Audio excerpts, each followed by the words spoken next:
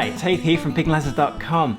The Mug of Brown Ale. This is a great traditional jig. In this lesson we're going to take a look at this arrangement that is really a great benchmark for the intermediate picker. The techniques you need to play this tune in your right hand, you've got to be quite versatile to play these rhythms in the right hand.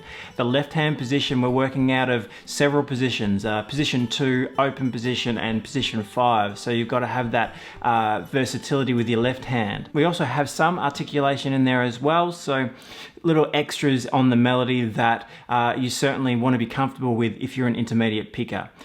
In a moment, we're going to take a look at the first part of this arrangement, part A, here in this lesson. But if you head to pickinglessons.com, you'll be able to get yourself a copy of the chart that we're working from. You'll also find part 2 of this lesson where we cover part B of the arrangement, and you'll also have a play-along track that you can download there, pickinglessons.com. Okay, let's start out with this slow playthrough of part A. Then we'll break it down and work on the techniques and have a look at the left and right hand positions that we need. 1 and 2 and...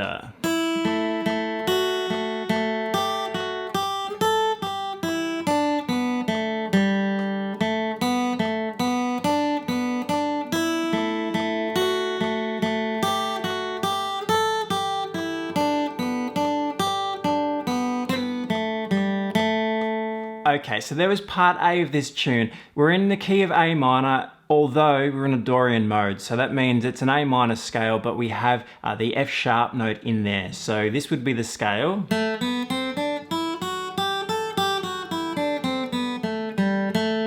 So slightly different to the A natural minor scale. Now we are in 6/8 time, being a jig, and we're going to have a look at what the right hand needs to do. But basically, if you look at the first measure, this is our first rhythmic example that we need to follow. When we have two groups of 3/8 notes, as in measure 1, we're going to play that with the right hand as a down, up, down, accenting the pulse. 6/8 has 2 pulses within the measure. 1 and a 2 and a 1 and a 2 and a 1, 2, 3, 4, 5, 6. 1, 2, 3, 4, 5, 6. We want to be emphasizing those pulses. So a very typical way of going about this would be playing a down, up, down, up, down for the 2 groups of 3/8 notes. Down, up, down, up, down, up, down, up, down. Measure 1.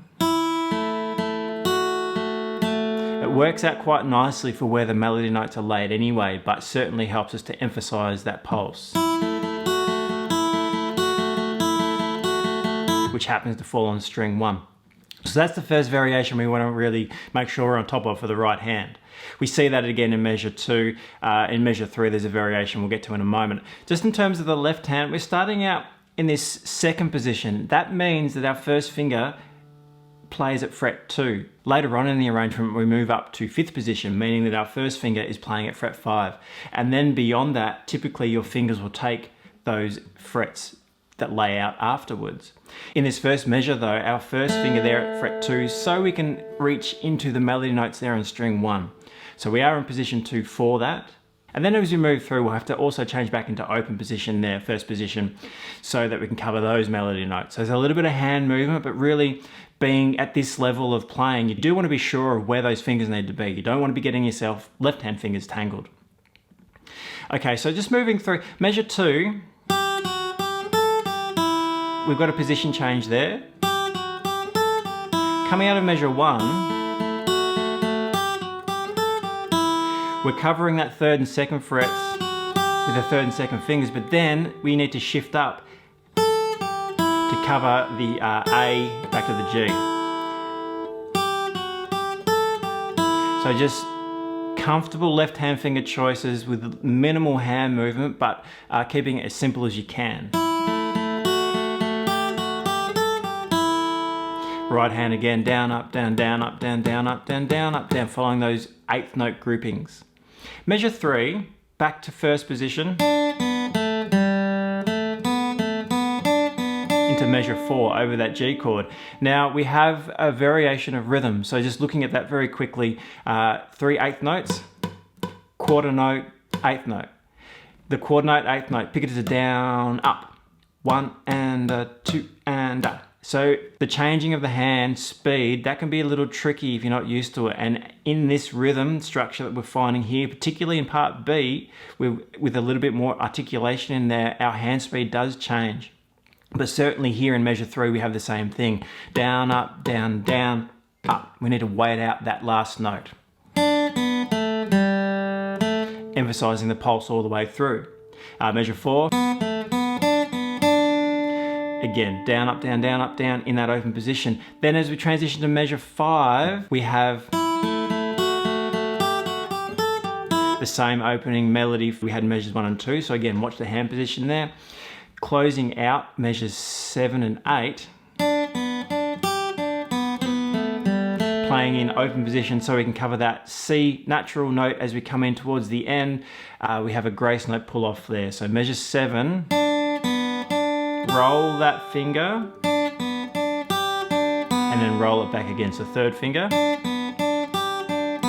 rolling that finger down. So starting on string 2 on your fingertip, rolling flat to string 1, back to fingertip on string 2. That's a really efficient way of moving between those notes there in measure 7. Measure 8, we have this quick pull off there from the C note to the B. It's really emphasizing the B note or the rhythm there. And that's an articulation there, that grace note. It really is quite effective in bringing in that open string rather than keeping it plain. So just once through,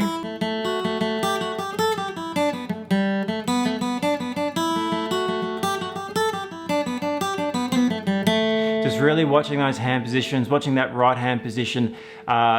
Work on those techniques slowly as you get to know it. But again, this is a great benchmark for the intermediate picker with the variation in the right hand we've just covered, and then also the hand position changes, fingers needed to cover those melody notes.